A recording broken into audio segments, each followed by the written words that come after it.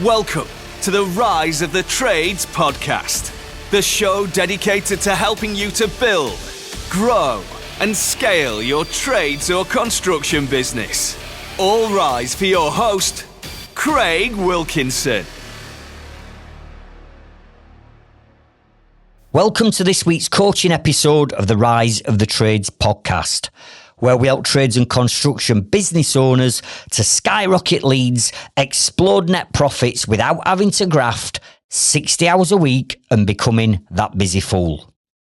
In this episode, I'm going to be teaching you 5 of the most important profit numbers that everybody needs to know, understand, learn and track to avoid their business going bust and into liquidation.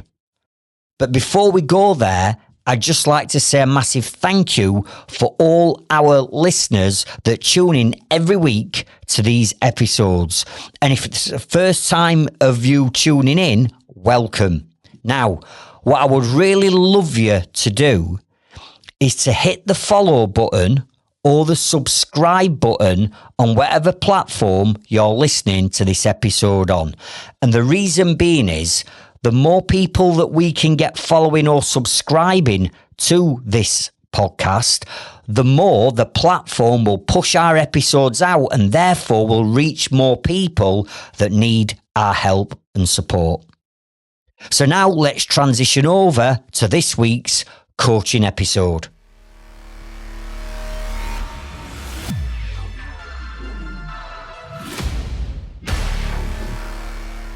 Last month, me and my team sat down planning out these episodes. And one of the things that we've noticed is inside our Growth Club community, there are a number of members recently that have been asking for help and support when it comes to the numbers and the profits in their business. So what we decided to do is take the whole of this month to create all the content, whether that be the live Q&A sessions we run, the live coaching sessions, these podcast episodes, courses that we're releasing inside our school community. We decided that the whole lot needed to be focused around profit, tax, and understanding the numbers so we can help more people. Now, off the back of last week's podcast episode, which if you've not listened to last week's episode, I'd encourage you to go back and listen to episode number 61, which is where me and our accountancy partner, Julie Robinson, did a live recorded session all on understanding the numbers in your business. Now, having shared that episode inside our Growth Club and Facebook group and across social media, it sparked that much interest in the numbers in our businesses that we've had messages, we've had emails, we've had comments and replies left from many different business owners saying, do you know what, Craig, that episode last week has opened my eyes to what we should be doing as a business owner to understand the numbers in our business. We're not. Where do we start? Where do we get help? Where do we get support? So the decision to take the whole of this month to focus on the numbers is already starting to work. Now, I got a direct message through our Growth Club from a member, and I'm not going to mention names because that would be unfair. However, this particular member has given me their permission, if you like, to create this episode for you today, because this episode is mainly around the story that's unfolded from a direct message that I got from a new Growth Club member that went like this. Craig, I've only been a member of your Growth Club for 2 weeks. I've been listening to your podcasts into joining. However, having listened to episode 61 last week with Julie, it's evident and crystal clear that I need help with my numbers. He went on to say that he's always busy. They've always got loads and loads of work on. He's been established for 6 years. He's got 3 members of staff. They're always busy, but he never seems to have got any money left in his bank at the end of the month. Or, in his own words, some months we've got money in the bank and we think we're loaded. Then 2 months later, we look at our bank account and we're into an overdraft. So he said to me, what do I need to do? What's the first steps that I need to take to solve this problem? So I messaged him back and I said, right, send me these specific numbers and these specific details over and I'll have a look. And based on what you send me back, we'll determine what I'm going to ask you to go away and do. Now, just for context, this is an electrical contracting business that mainly deals with domestic electrical work, but does do the occasional commercial job. Their turnover is around £475,000. They're a limited company and they're using Xero as their accountancy software. So I said, right, send me this information over. Now I understand a bit more about your business. I'll come back to you and let you know what my feedback is. So credit to him, the same day he sends me a direct message back answering all the questions and sending me all the information that I needed so I could go back to him. And straight away, just from the information that he sent me over, alarm bells started to ring with me immediately. So I messaged him back and I said, right, here's what I want you to do. Download your profit and your loss statement out of Xero, right? An up-to-date profit and loss statement, and send me that over because that's going to uncover some of the things that I'm a little bit concerned about myself here. To which he then responded, I can do, Craig, but it won't be accurate because I haven't got my accounts up to date for the last 3 months. I know I should have, but I'm mega busy and I'm firefighting and I'm trying to do everything in my business and I just haven't got time to bring me Xero up to date with my purchase invoices and my sales invoices. It's not up to date, so it's not going to give you an accurate figure.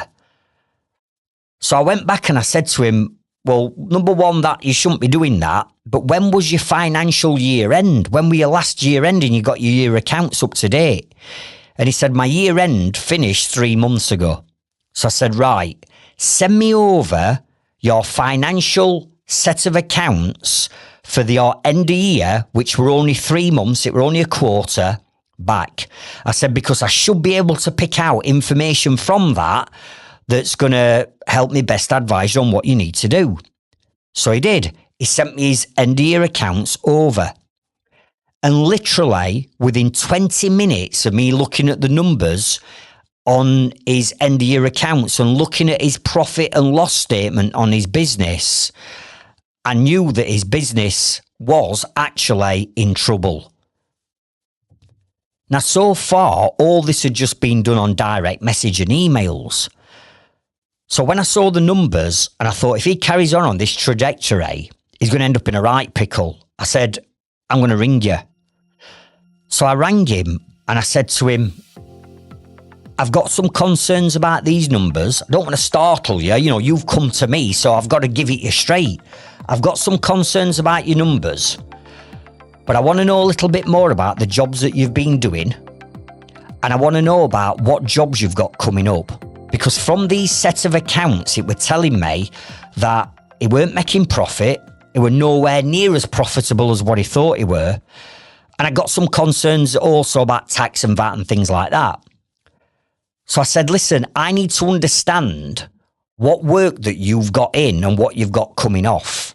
Because in all honesty, if these accounts are right, what you're doing is not profitable.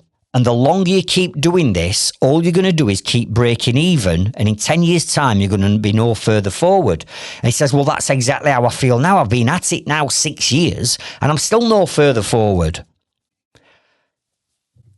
So I said, right, so the work that you've got coming up then is mega important to what happens with these numbers. So what work have you got coming off? And he sort of like, his voice changed and he went, right, happy. And he said, well, actually, we've just landed our largest commercial contract that we've ever had. Now, bearing in mind, he's already told me that he only dips his toe into the commercial side and he's not really set up for it. It's only when he's been asked by a previous customer that he's gone away and done it. So he says, I've got this commercial contract that we're starting. It's only about an hour away from where they're based. I says, and what's the value of this job? And he said, it's 110 grand. I says, well, hang on a minute. You've last set of accounts, you've told me that you're only turning over 475 grand. That's almost like a quarter of a year's turnover on one job. 110 grand, is that a bit of a big step for you? Oh, no, we can manage. I can pull subbies in. I can do what I want. And that job is going to keep us busy for 10 weeks. So I said to him, well, when's this job due to start? He says it's due to start in literally 5 weeks' time. We've got all the domestic work in, and then we've got this 10-week job, and it's going to be like all hands on deck. And he's like rubbing his hands. I says, hang on a minute. Right, what I'm going to do is I'm going to do a quick cash flow forecast based on where the numbers are now, albeit the 3 months out of date because you've not brought your zero up to date. I said, and they'll have not got any better in 3 months because you've been at it for 6 years and they've not got better. So I'm going to take it that the last 3 months of trading is like the same 12 months that are in this accounts. And I'm just going to do a quick cash flow forecast. It'll take me half an hour. Let me come back to you. So within half an hour, I'd done a cash flow forecast and I'd projected based on the numbers in his accounts and based on in 5 weeks' time, him taking on a 110 grand job that he weren't, in my opinion, he weren't geared up for. And I started looking at the labour that he would need to pay out for up front, all the materials that he would have to pay out for up front on this big commercial job, all his overhead contribution and what he were paying on his overheads over the next 10 weeks of that job. And when I started looking at this and planning it out and looking at the payment terms of the main contractor, I were absolutely shocked. Because based on these payment terms, he were going to get paid 60 days at the end of month invoicing. So technically, depending on when he sent his invoices in, he could be waiting literally 70, 80, 90 days to get paid. And I'm thinking, hang on a minute, he's got no money in bank. If anything, at best case scenario, he's breaking even, right? He's got no money in bank. He's having to dip into an overdraft. And now he's got to finance a £110,000 job over 10 weeks. How is he going to pay for the labour? Where's the money going to come from to pay for the materials up front? How is he going to run his business? Because he's got overheads and running costs. Who's going to pay for all that? And then at the end of the contract and payment terms, there were 3% retention on that 110 grand for 12 months. Now, given the fact that he's not making money now, says to me that he's not pricing his jobs properly. Therefore, if he's now put all his eggs in one basket for 10 weeks on this 110 grand job, and he's not priced that properly, and he's having to shell out for his labour, his materials and his overheads for the best part of 10 weeks, and he's going to have to wait probably 60, 70 days to get paid, and there's a retention at the end of the job, when I started to map it all out on his cash flow forecast, it was telling me that in 4 months of starting that job, his business would be trading insolvent. In other words, he's one step away from his business going bust and into liquidation. And what I mean by trading insolvent is simple. It's this. It's when your company can't pay its debts at the time they are due and they fall. So in other words, if the company can't pay suppliers, wages, VAT bills, HMRC or any other liabilities during the period of time where them invoices are due, you are trading insolvent. You shouldn't be trading. You're illegally trading. And then this has a massive benefit on your balance sheet that sits on your limited company accounts. In other words, does the company's liabilities now exceed its assets? If the total debts, which I'm talking about things like overdrafts, tax and creditors, suppliers you owe money to, are more than the value of the business's assets, such as cash at the bank or stock or equipment, if it's the wrong way round, then you're trading insolvent and that'll hit your balance sheet and therefore technically you are bust. You've gone into liquidation without even knowing it.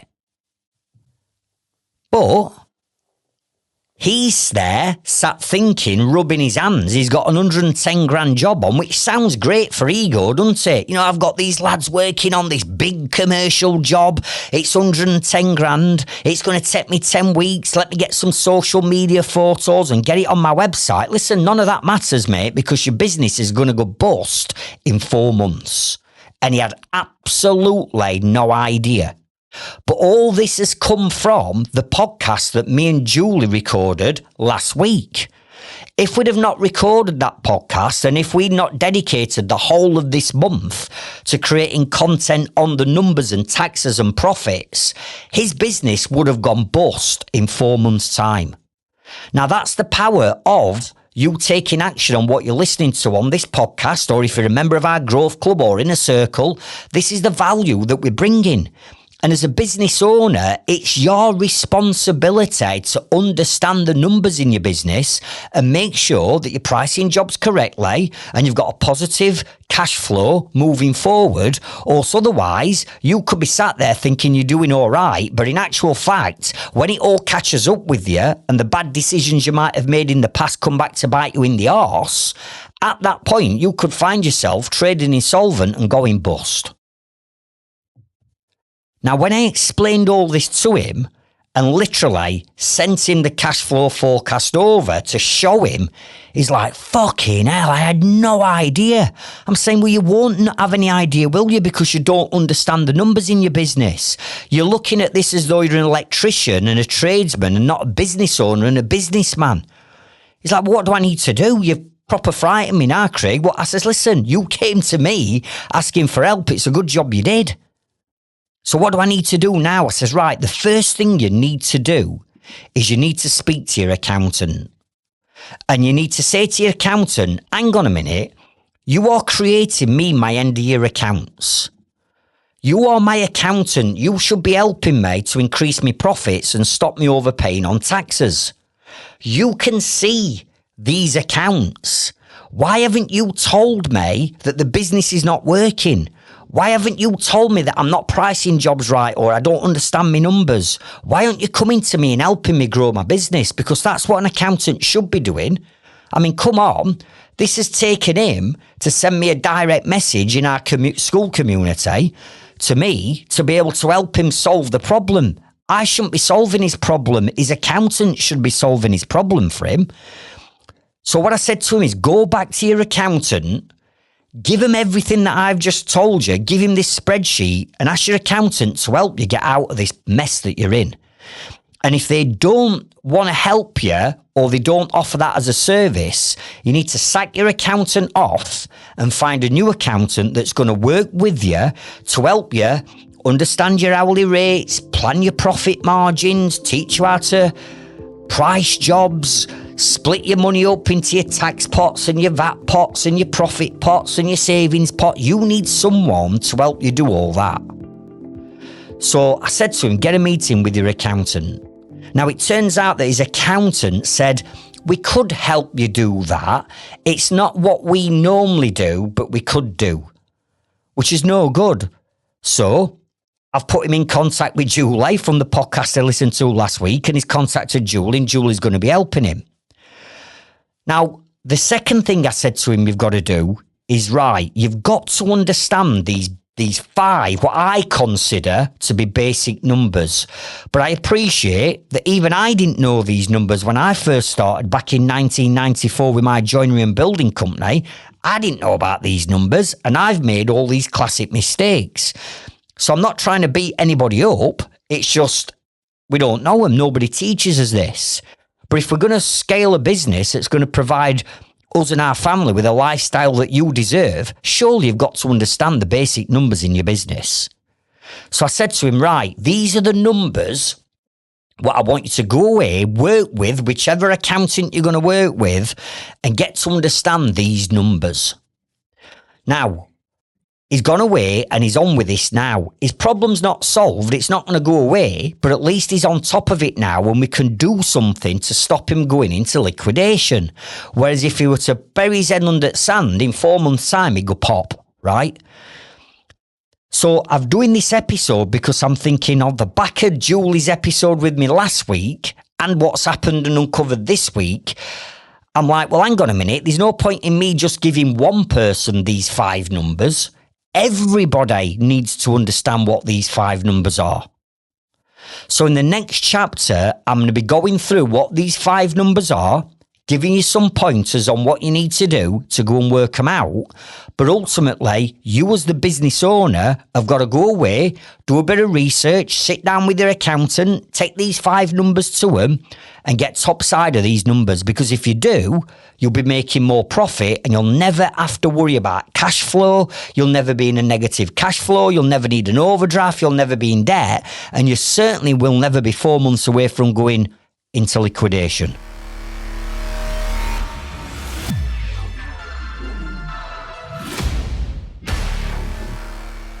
So grab a notepad, grab a pen or tablet and make a note of these 5 profit numbers. In other words, get these right and you're going to be making profit.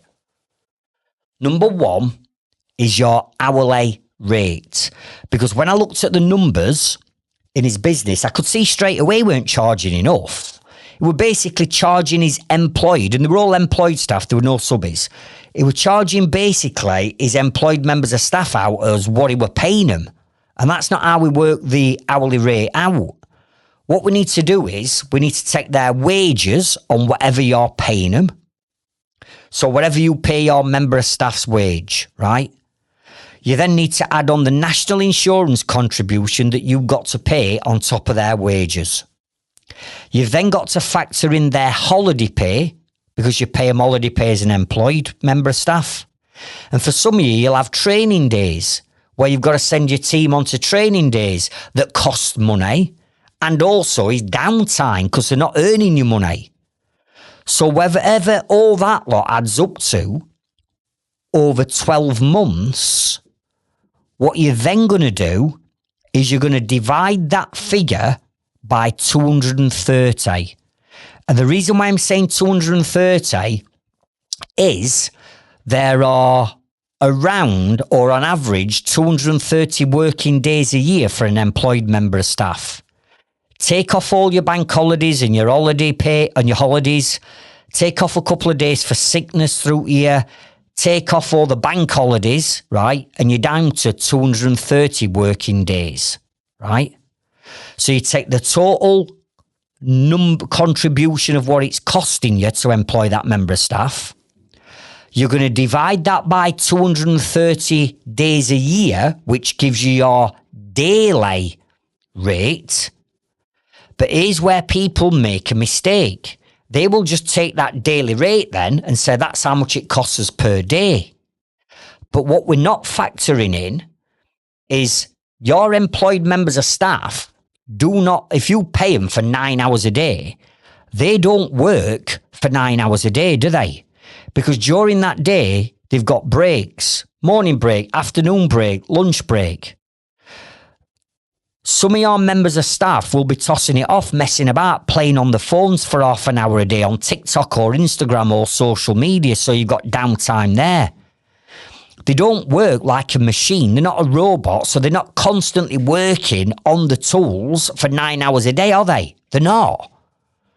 So what we work on is 6.5 hours a day, actually billable hours and working, because the other couple of hours a day is made up around downtime, around breaks, tossing it off and being unproductive and not working like a robot.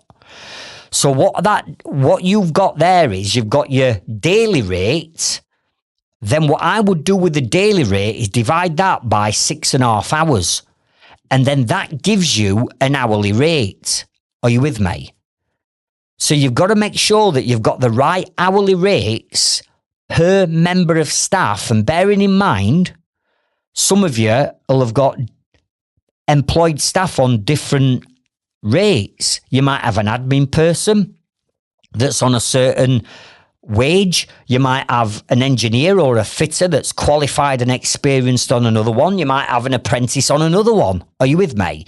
You need to work out what that hourly rate is by doing the math on how I've just showed you. Profit number 2 is, are you pricing jobs correctly? Because not only was this person not working out their hourly rate correctly, so they're losing money every single hour one of his members of staff were out working, he's losing money on.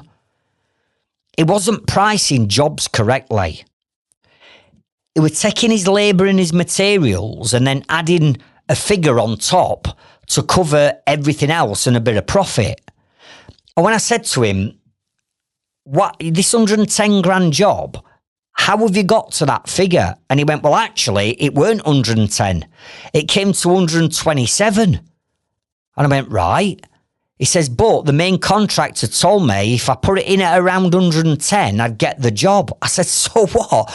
You've priced it 127, but you wanted the job, so you've dropped it down to 110 to get the job. Are you mad?"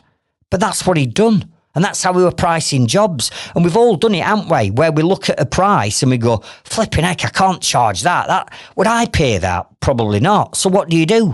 You come up with this figure and you just pluck this figure out of fresh air and knock it off your price and think, "I'll put it in at that." I mean, how crazy is that?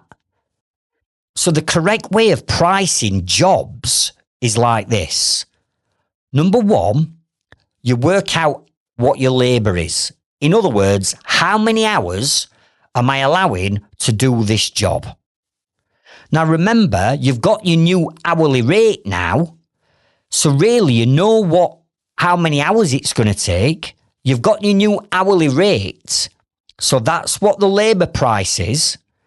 But if I were you, I would add an extra 10% on whatever that price is, because you know that every now and again a job can run over. Now, if you put 30-40% on, you're probably pricing yourself out of the job. But putting a 10% markup on your labour is not going to lose you the job, and just gives you the flexibility of, if the job overruns a bit, I've got 10% leeway on my labour cost. Then what you're going to do is you're going to take your material cost. And as long as you're pricing the jobs properly and you've accounted for all your materials, what I want you to do on your materials is I want you to mark your materials up by 15%. If you think you could squeeze it to 20, brilliant. But to start off with, you're going to mark it up by 15%. So far, you've got the correct hourly rate plus a 10% margin on it. You've got your materials plus a 15% markup margin on it. The next thing we need to look at is the overhead contribution. And what I mean by this is, for your business to run, just for you to switch the lights on, you've got overheads and fixed costs that's in your business, such as vehicles, rent, rates, stationery, all that type of stuff that you need to run your business. So what you need to do is work out what your overall overheads are per year, which you should get from your last set of financial accounts. If you're a limited company, you should get that figure from there. Now, providing they've not gone up, whatever that figure is, let's just say for argument's sake, it's 12 grand. You then know that every month you need £1,000 to cover your overheads that month. which basically breaks down to £250 a week, which breaks down to £50 a day. And then what you can do is take that £50 and divide it by 6.5, because that's the amount of working hours that they're going to work that day. And that'll give you your overhead contribution per hour. You know how many hours the job's going to take. So now you've got your overhead contribution that's going to cover the overheads whilst that job is running. Now, whether you've got a 1-day job, you've still got to cover your overheads throughout that day. Or whether you've got a 6-week job, you've still got overheads to pay during that 6 weeks of that job running. So you need to work out what your overhead contribution is. Then what you're going to do is, once you've got those 3 figures, labour, materials and overhead, you're going to look at that and go, right, that is what it's going to cost me to do the job. My labour's going to cost me that. My materials are going to cost me that. My overheads throughout the duration of the job is going to cost me that. At that point, you're only breaking even. That's your break-even figure on that job. But we don't want to break even, do we? Who wants to break even? We want to make a profit. So then it's down to you to add a percentage on as a profit margin on what you want to make on that job. And people say to me, Craig, what should I be putting down as a percentage for profit margins? You know, what's the industry standard norm? And I'm like, who cares about the standard norm? How much money do you want to make to feed the lifestyle that you want to build for your family? What house do you want to live in? What car do you want to drive? How many holidays do you want to have? What luxuries do you want to have? All that costs something. So the profit that you add on is down to you. But I'd be saying, as a bare minimum, an absolute bare minimum, you want to be looking at a 25% profit margin, don't you? Or otherwise, what's the point of doing the job in the first place? So you've got to make sure that you are pricing jobs correctly. Profit number 3. And this is understanding what your gross profit is on each job. Now, let me run past you what your gross profit is, because it's really, really not difficult to work this out. But when I say to people, as I did, what's your gross profit? The answer is usually, I don't know. Your gross profit is worked out like this. Write this down. You take the sale of that job. So let's say, for argument's sake, you've just done a job for £1,000 and you've just invoiced the customer for £1,000. Now, if you're VAT registered, obviously you'll add 20% on. But when we're working out our profit margins, we don't take VAT into consideration. So this job is £1,000 plus VAT. So what we're going to do is we're going to take the £1,000, because the VAT is not yours, the VAT is the VAT man's. We take £1,000. Then what we're going to do at the end of the job, we look at it and we go, well, hang on a minute, what's the labour cost on that job that I've invoiced for £1,000? And let's just hypothetically say in this example, it's £500 of labour, right? So what you're going to do now, you've got your invoice at £1,000. You need to deduct £500 off that, because that's what it's cost you in labour. So now you're left with 500 quid. But then we've got materials on that job, haven't we? So again, let's say for this example, your materials are 300 quid. So what we do now is we knock £800 off the original 1,000, leaving you with a gross profit of £200. So your gross profit is very simple. It's whatever the invoice or the sale is, minus labour, minus materials, means you've made a gross profit of, in this case, £200. Now, when I speak to people, they'll say, oh, Craig, I've made £10,000 on this job. And I'll say, oh, really? How's that then? And they'll say, well, the job with this, I took my labour off, took my materials off, and I'm left with £10,000. And I'm going, yeah, that's gross profit. That's not all your money. That's not profit. That's what we call gross profit. There's still figures to strip off that £10,000, or in our example, £200. You don't get to keep £200 off from that job. That's just what we call gross profit. So what you need to be doing at the end of every single job, you need to be looking at what your gross profit is on a job or in a given period of time. So for example, I might come to you and say, what's your gross profit over the last month? And then all you do is you look at all the jobs you've done over the last month, add them together. So that might be £10,000. You might then say, well, my labour has cost me £5,000 in that month. My material costs have been £3,000 in that month. So your gross profit in that month is £2,000, but you don't get to keep £2,000. And this is where most people get it wrong. They think they've made £2,000. They haven't. They've made £2,000 gross profit. So you need to be looking at those gross profit figures at the end of every job and at the end of every quarter, of time. You need to be looking at them numbers. Then what we need to be doing is turning that gross profit figure into a percentage, into a gross profit margin. So we've got the actual figure, but we need to turn it into a percentage.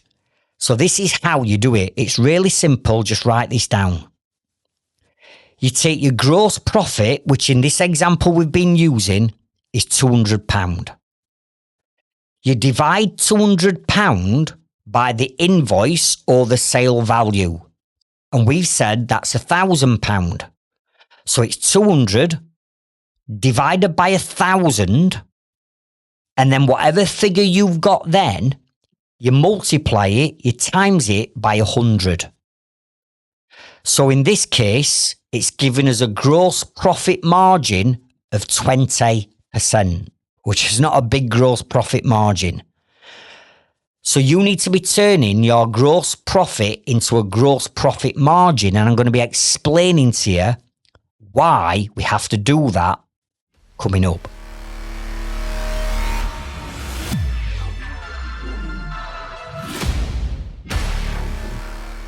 Profit number 4 that we're going to look at are your overheads. You've got an overhead contribution to your business to run your business, otherwise known as fixed cost. So to run your business, you're going to have overheads that you're going to incur, fixed costs, such as wages for the directors of the business, or maybe an admin person or a VA perhaps. We're talking about overheads like that. We've got vehicle costs, whether that's leasing, HP, tax, insurance, fuel. No doubt you'll have insurance like public liability, employer's liability, office and admin costs. You might have got offices, so you've got rents and rates and utility bills. You've got mobile bills. You've got software subscriptions. You've got accountancy fees. The list goes on and on and on.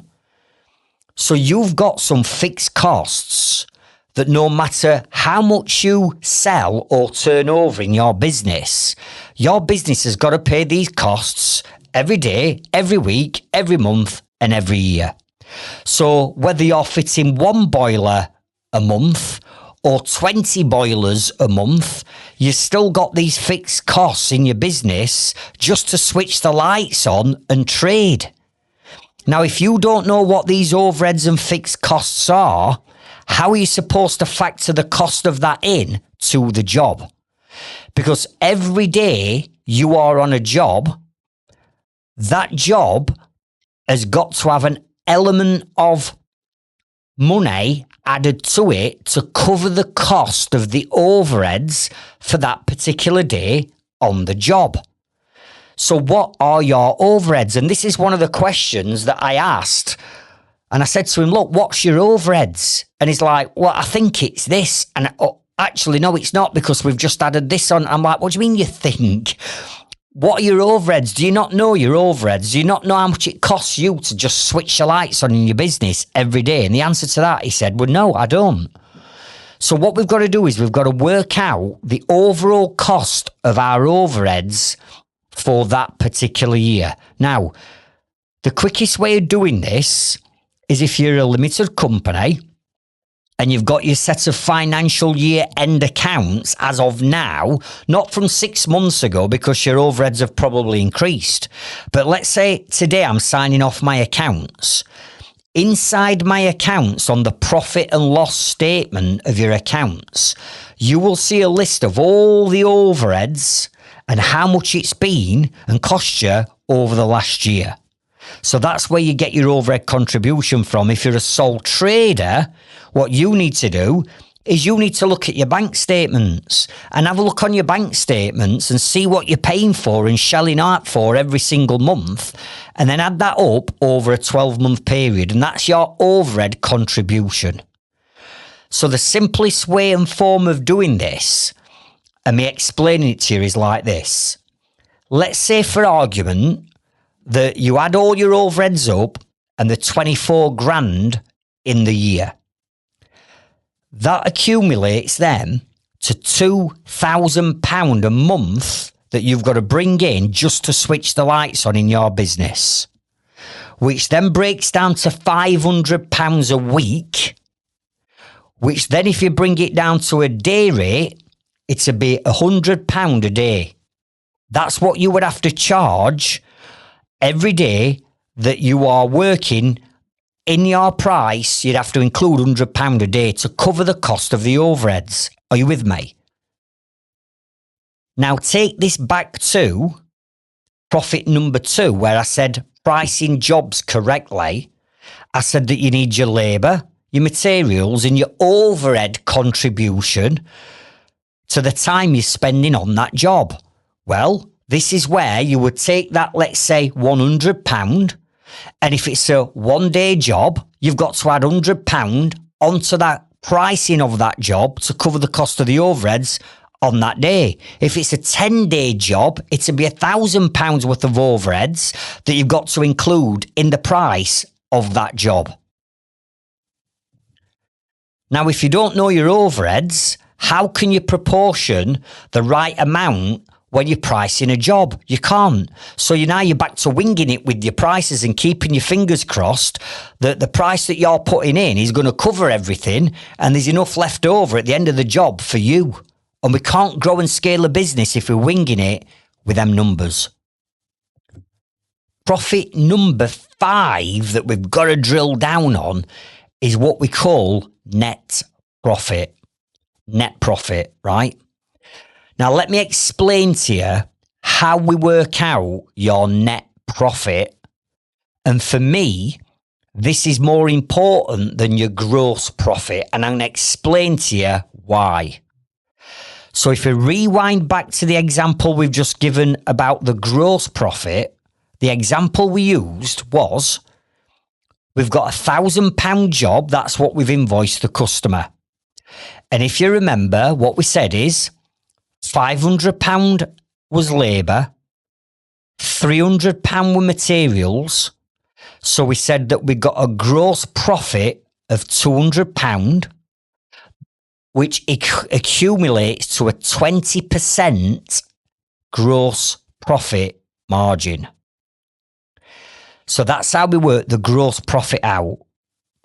Now, to work out the net profit, what we need to do off that £200 gross profit figure is then deduct the overheads and the overhead cost of what it's cost you whilst you've been on that job to pay for your overheads and your fixed costs. So let's use the example that we've just used now to work out the overheads. And we said each day, as an example, your overhead contribution from that £24,000 that you spend in a year on your overheads, we've just broken that down to £2,000 a month, £500 a week, or £100 a day.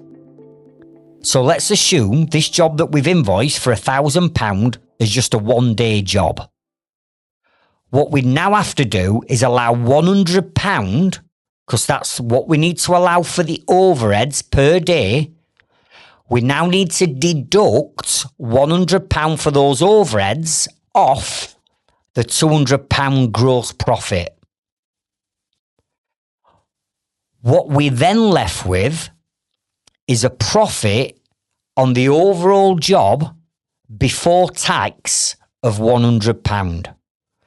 And how we've got to that £100 pre-tax profit is from the £1,000 sale. We've deducted £500 for labour. We've deducted £300 for materials, leaving us £200 gross profit. We're now taking £100 overhead contribution off the gross profit, which has now brought us down to a pre-tax profit of £100. But it doesn't stop there, does it? Because that £100 is still not your money. Because there's something else that we've got to subtract off that £100 that's left from that £1,000, and that is our tax. So let's just assume in this example that we're going to have to pay 20% tax on that £100. The tax at 20% is 20 quid.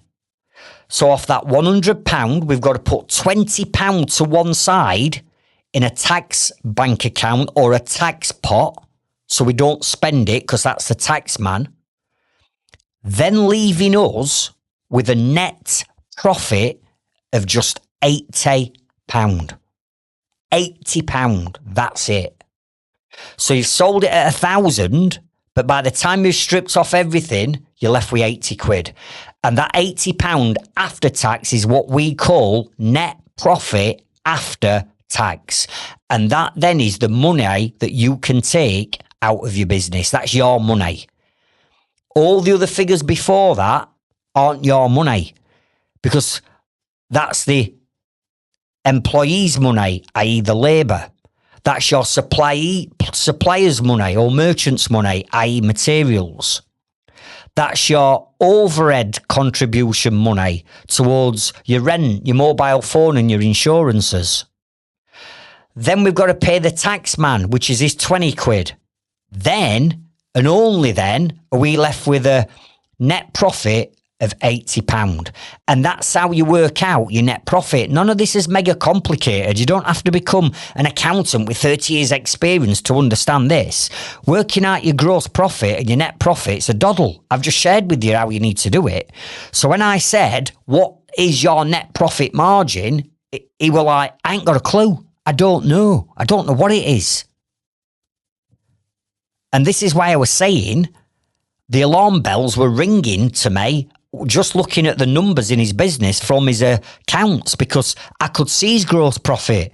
I could see his overheads. I could see how much money he'd taken out of his business. I could see his net profit and how low it was. So I knew just from looking at his accounts that this business were actually in trouble, but he didn't even know it.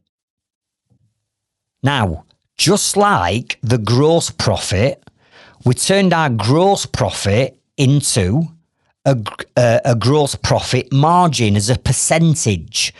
We're going to do the exact same with your net profit. That £80 that's left, we need to turn that into a percentage so you can see what your net profit margin and percentage is on that job.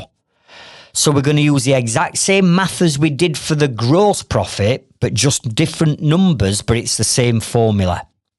So we're going to take our net profit after tax, which is 80 quid.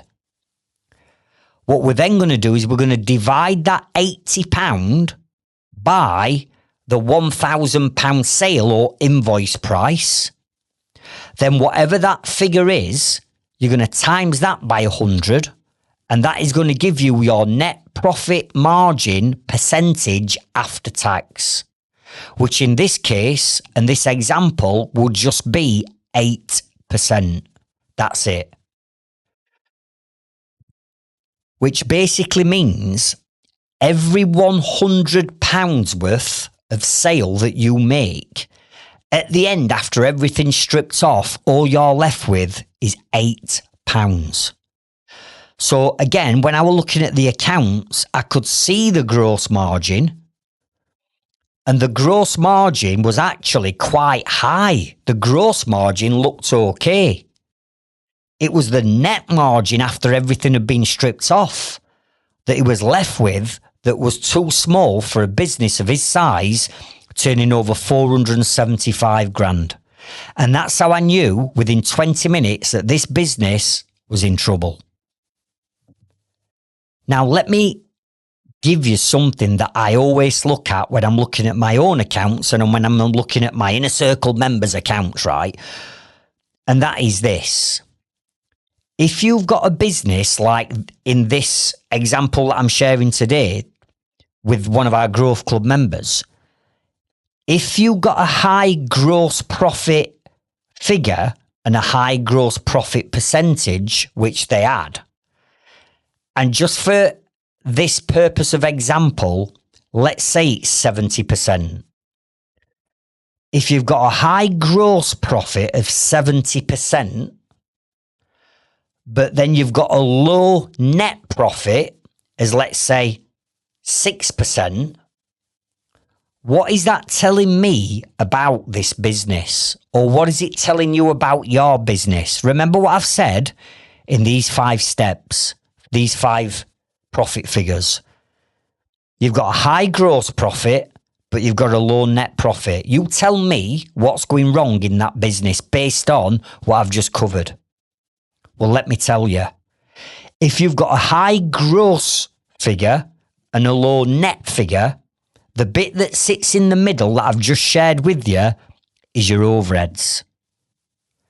Because remember, off your gross profit, you have to strip off your overheads to get down to your net profit before tax.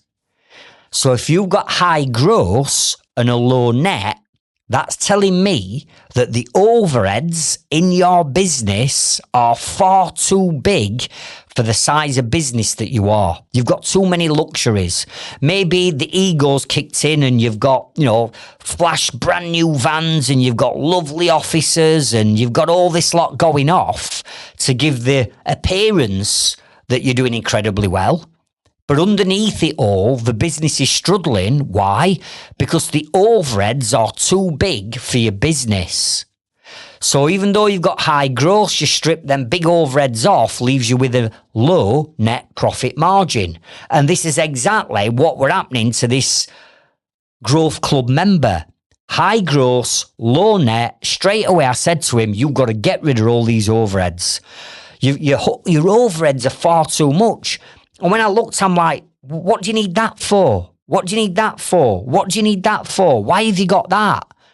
And basically the answer were, well, it's nice stuff to have. And I'm like, you're running a business. You've got to keep a tight ship. And what I say to people is, you need to keep your overheads as lean and as small and as you can.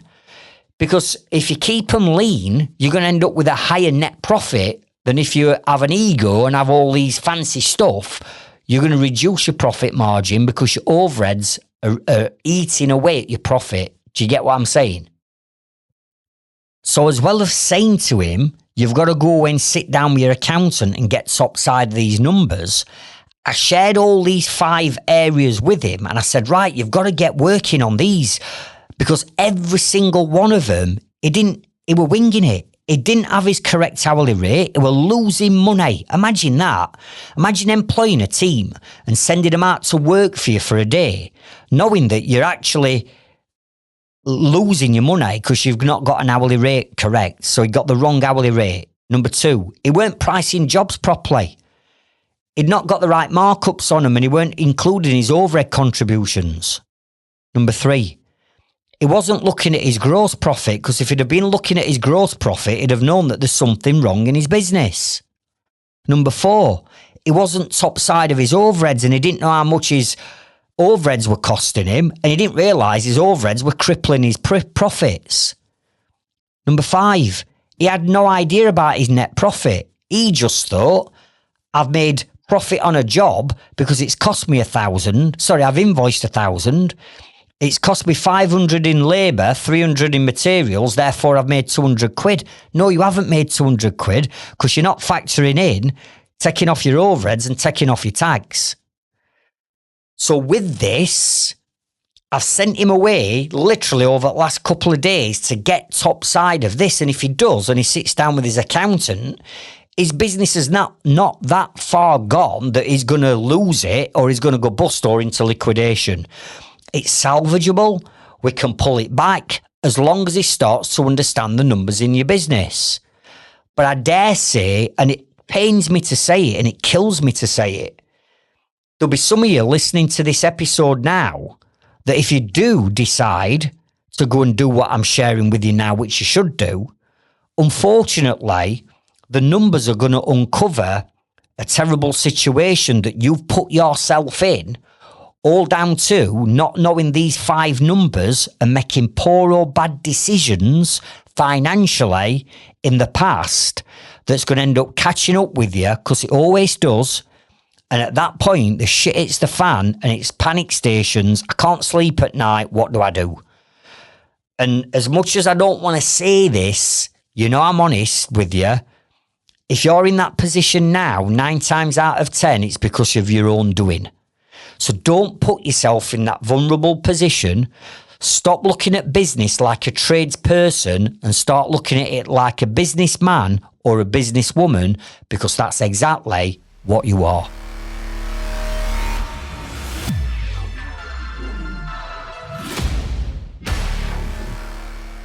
Now, there's 3 things that I want you to do from this episode. Number 1, get a meeting booked in with your accountant like now.